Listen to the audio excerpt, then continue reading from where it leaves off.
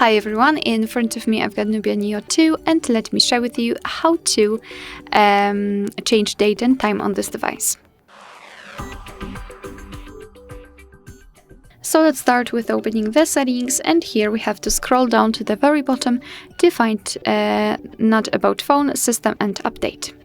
Then let's tap on date and time, and as you can see here we've got some options which are inactive because we are using the automatic options.